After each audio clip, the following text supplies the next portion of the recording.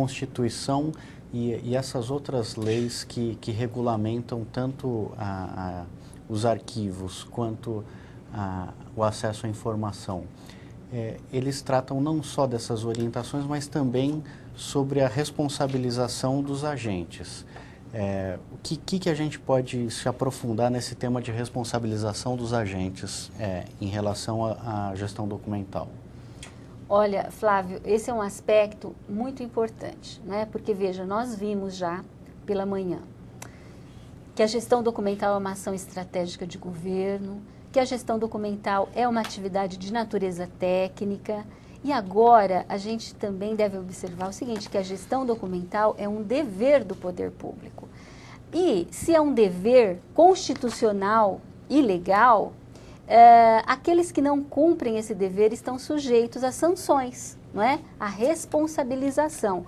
Então é importante que os nossos dirigentes e os nossos servidores municipais conheçam, não é, essa legislação. Veja bem, a própria Lei de Arquivos, a 8.159, no seu artigo 25, define penalidades para quem descumprir as determinações da lei, não é? Para quem danificar, para quem corromper ou destruir os documentos públicos. Então, as pessoas ficam sujeitas. Isso, inclusive, não é, Marcelo, foi tematizado já na primeira videoconferência, ou na segunda, né, sobre a LAI. Exatamente. Já falamos um pouco. Falamos um pouco, citamos essa lei federal que está logo abaixo, a 9.605, que, vejam bem, é uma legislação que trata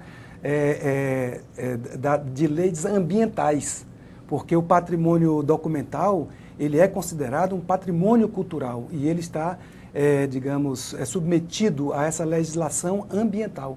Então, essa lei ela é muito clara no artigo 62, né, que fala destruir, inutilizar ou deteriorar arquivo, registro, museu, biblioteca, pinacoteca, instalações científicas ou similar. E a pena prevista é reclusão de 1 a 3 anos e multa, né? Então, isso é interessante, isso também é pouco conhecido, Ieda. E existe ainda mais uma terceira legislação que também afeta a responsabilização dos agentes. Qual seria? Porque esse decreto federal que regulamentou a Lei 9.605, gente, define sanções para os atos lesivos, não é, ao patrimônio ambiental. O patrimônio ambiental é constituído do patrimônio natural e do patrimônio cultural.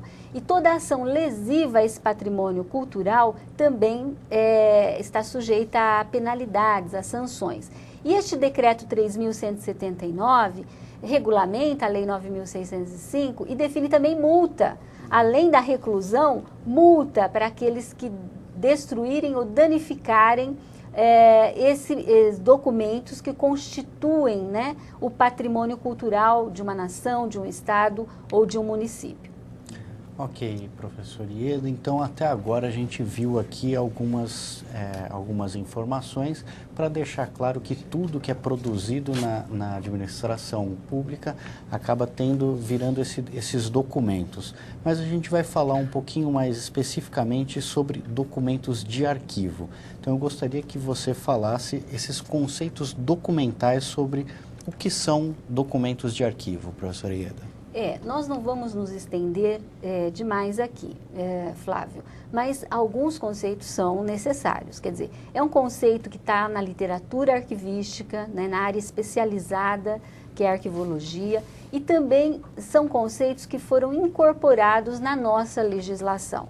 Então, veja, um dos primeiros conceitos, né, que a gente já mencionou aqui brevemente no início da videoconferência, é o conceito de documentos de arquivo. Veja, vamos ler. São registros de informação em qualquer suporte, produzidos ou acumulados por um órgão público no exercício de suas funções e atividades. Então, esse conceito, nós já falamos sobre ele no começo, né? E é importante a gente destacar os seguintes aspectos aqui. Os documentos de arquivo registram o exercício de funções e atividades. Por registrarem essas atividades, eles garantem a eficácia administrativa e jurídica dos atos. por isso, gente, que não é possível se falar em mundo civilizado, em vida em sociedade, sem documentos e sem arquivos. Seria realmente a lei da selva, né? Quer dizer, seria a barbárie. Por quê? Porque as nossas relações sociais e as nossas relações com o poder instituído não estariam sendo mediadas, né? E não estariam sendo resguardadas. Então, seria a lei do mais forte. No mundo civilizado, as relações precisam ser mediadas e os direitos resguardados. Então, não há como fugir, você precisa de documentos, né? E, além disso, os documentos subsidiam e comprovam as ações administrativas. Então, é isso que faz com que os documentos públicos tenham, de um lado, esse valor informativo relevante, né? Sobre fatos, sobre acontecimentos, sobre um período da nossa história, né? Sobre pessoas, sobre eventos quaisquer que sejam, não é?